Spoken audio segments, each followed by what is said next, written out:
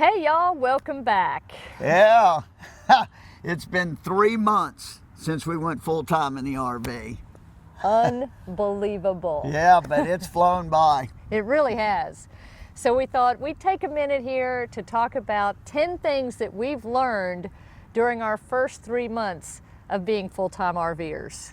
Yeah, so stick around. We'll go over those 10 things.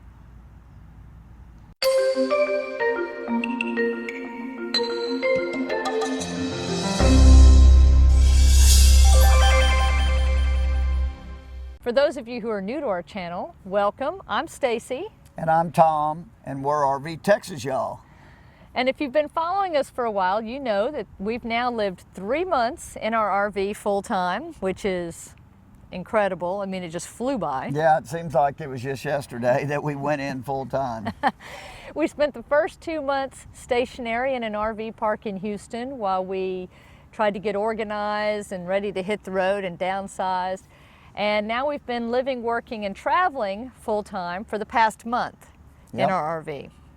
Yeah. So we've learned a few things along the way, one of which, weather is always important. It's always good to know as an RVer what the weather is going to be in your area. It's why we have our weather station back here. It's why I've got a bunch of weather apps on my phone. But, you know, sometimes you're places where the wind is really going to kick up and you have to kind of take extreme measures. Right, and the main thing is everybody that have slides. If you have slides in your RV, a lot of RVs have slide toppers. Not all of them. Most of the motorhomes do. Some of the fifth wheels and stuff do. But if you have slide toppers, that's kind of like an awning. And so if the wind hits it at, heavy winds hit it at a bad angle, it could actually tear it right out. And we've had some pretty heavy winds 3 particular times. And it was just at the wrong angle for the direction we were parked. That's right, because we'd been in those types of winds before and it was no problem. But this particular time it was a problem, we think anyway. I mean, our awning, the slide topper was really flapping. We didn't want to get it damaged. So we just pulled our slide in. Mm-hmm. But luckily, our RV, it's our big slide too. When the big slide came in, we still have room. We still are able to, it was cold at those times, so we had the benefit of not having to heat up as much area. Mm-hmm. So really that ended up being a benefit, and it was still fine. We cooked a meal in there. That's even the kitchen side. It was no problem. Mm-hmm. And something to look forward to if you're looking at an RV going full time. Look at it with the slides in, just in case you have to pull your slides in. And there are some people that stop at Walmarts and stuff like that overnight, and you're not supposed to pull your slides out. So you got to be able to use your rig with the slides in. So it's something to look into, but just know, pull that slide in, let those winds pass. You know, don't let your slide on and get ripped off, because that could get expensive. I slept a lot, because a couple of times the winds whipped up in the middle of the night.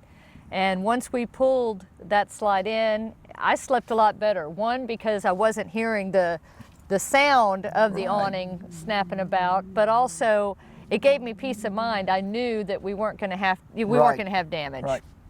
So next thing, I think less is more. Now, this works in a couple ways, I think. For us, we really thought we did a great job downsizing before we actually started traveling. We spent a lot of time on that, and we narrowed things down to what we felt like was a good place to start. But what we found is, and full-timers, many people told us this, and they are absolutely true, downsizing is a continual process. Yeah, every stop we've come to, we've gotten rid of more stuff. Yeah. Every single one. And that's going to continue for a while, because we can see obviously the things you're not using at all, you want to get rid of. And the reason why less is more, because the less stuff you have, the more space you have in there. And you want space, you know, because you don't have a lot to begin with. That's right. Days fly by.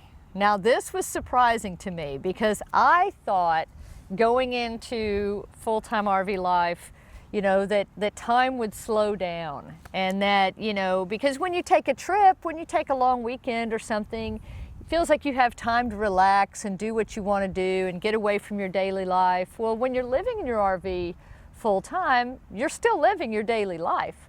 So time doesn't necessarily slow down the way that it would if you were just traveling part-time. No, we're trying to work at the same time, and usually before, it's like a vacation. You're taking a vacation for 5 days or whatever, but when you're full-timing like us, we're still full-time working. It's not a vacation. And that's another learning tip. That's another learning tip. So since we're working, those 5 days go by real fast. Mm-hmm. You know, we're trying to get in all the fun stuff we did before, mm-hmm. and we're trying to work. You know, before, yes, we still shot videos and we did videos and stuff before, but we weren't editing them in the RV, and Stacy wasn't doing the writing. Blog and the website and the writing in the RV. So, but now all that stuff's compressed, and we're going to have to do a better job for us to figure it out, because we have to slow those days down. I mean, that's one of our goals in this, and I think we're going to be able to obtain it. You know, one of the things we want to do is we want to, when we go somewhere, we want to really experience the town. We want to, or the park, you know, we want to get to know what makes it special and unique, and we want to be able to go out and hike and bike and kayak and explore, but we also have to do laundry, and we have to go to the grocery store, and we have to do all the daily things that we were doing before. Right. Just out of the RV. So it's just, routine is important as a full-time RVer, just like it is in normal everyday life. The other tip is you have to plan some of these things. You actually have to plan to go to the grocery store, mm-hmm. and how you're going to do that. And in our case, obviously, if we're going to a location that's a little more remote, doesn't have grocery stores, we got to go to a grocery store either on the way to that location or before we leave the place before. And now we've learned to make sure that the Jeep is empty, you know, because normally we have the kayaks on top and the bikes in the back and the Blue Boy in the back of the Jeep, and so we have no room. And yes, the first time we went to the grocery store in the Jeep to pick up groceries, we had nowhere to put our groceries. Except Tom's lap. Except my lap, and that wasn't enjoyable on the way back to the RV. So the last time we did it the right way. The Jeep was empty.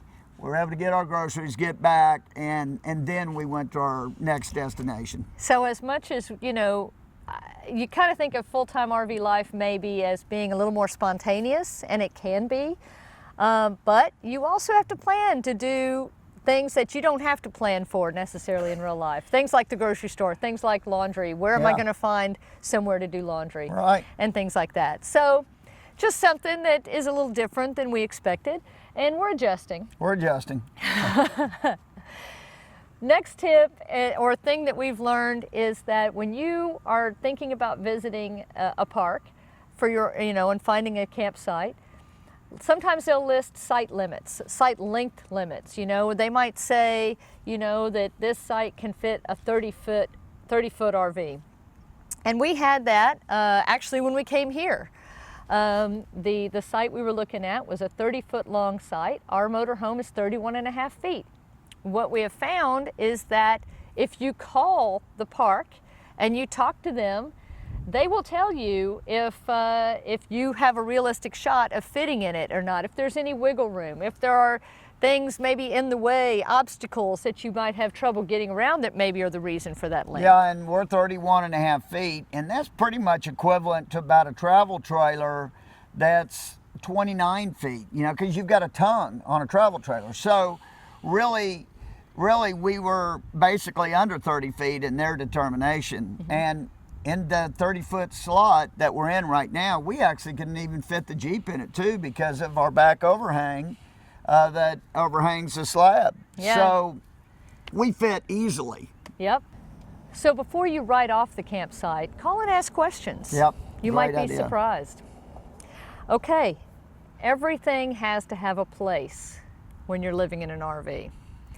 Now, I say that because living in the house, or even as weekend RVers, if something didn't get put back right away into its storage place, it didn't bother me too much, you know, because it was a limited time thing, or we had plenty of room. But when you're living in a smaller space, space becomes a premium. Yeah. And it really gets old fast working around things, moving things constantly, and that's kind of why we've offloaded some of the stuff that we originally brought with us. Right, and it forces you to be more organized. Yeah, which isn't a bad thing. It's not a bad thing at all. But keep that in mind.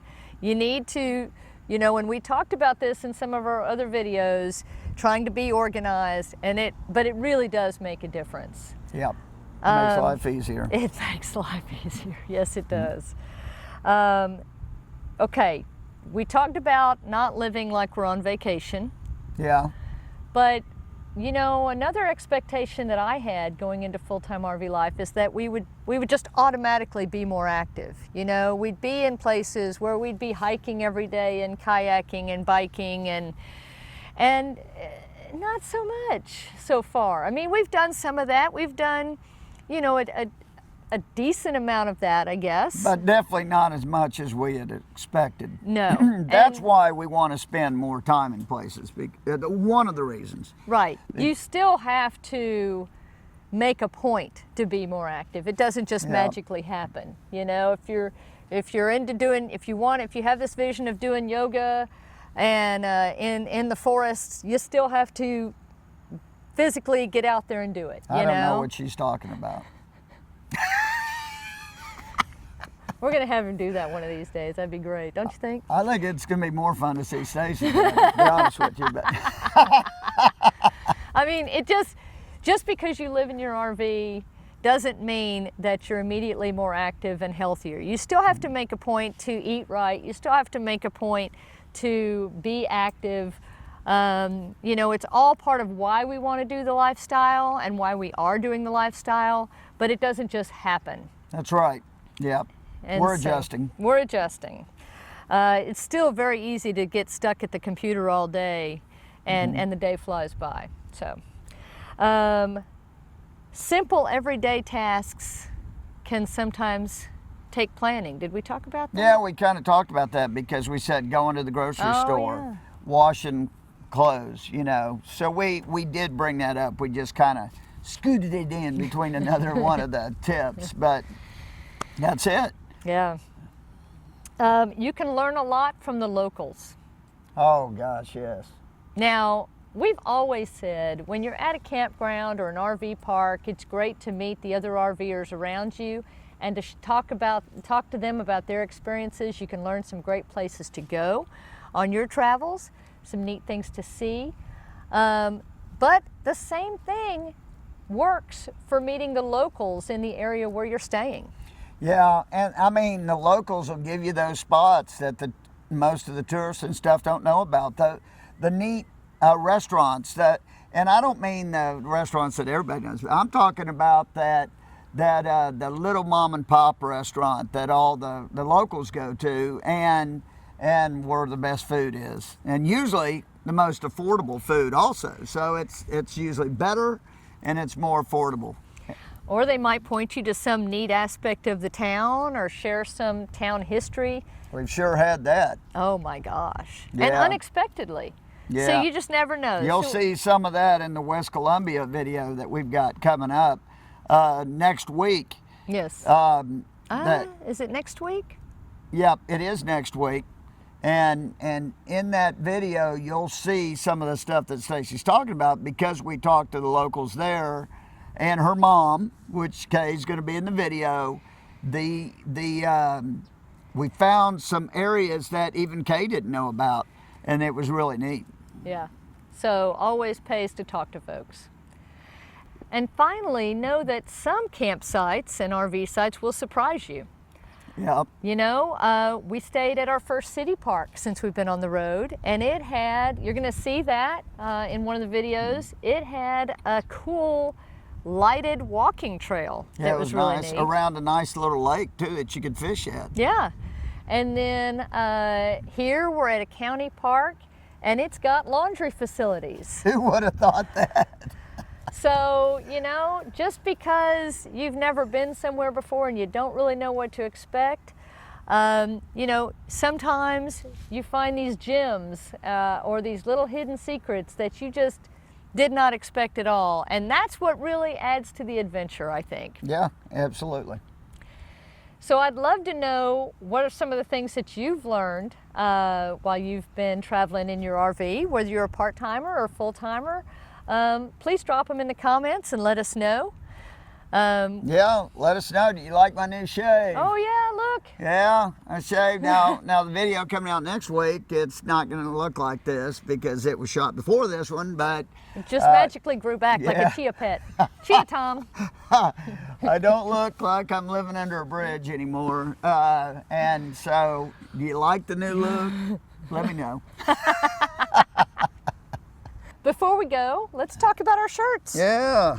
Tom's wearing our Posse Pioneer t-shirt. It's available to our Posse members on Patreon. Yeah, we welcome you to join our posse. Go over to Patreon, look up Poverty, Texas, y'all. There's a neat story there, even if you don't join the posse. It's neat to read. And we'll put a link in the description. Yeah. And then I've got our Experience Life, Don't Just Live It shirt.